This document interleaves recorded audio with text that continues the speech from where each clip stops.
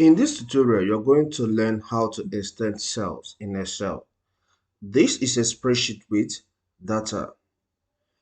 For me to extend a cell, for example, this option has a hidden information. The first is to click on the cell. Click Home tab. Select Format. Select AutoFit Column Width.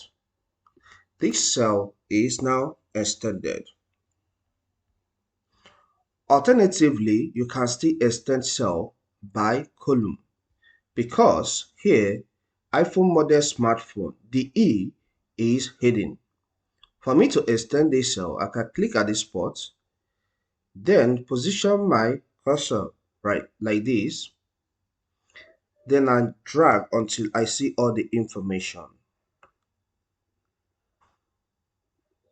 Here, the information, pressing iron, the iron end is still hiding, so I will drag more. And here I have all the information showing fully well. Another way you can extend cell is by using the AutoFit option. First, click on the column. Under Cells, click on Format. Select AutoFit Column Width. And this is automatically fitted well, showing all the data contained in the column.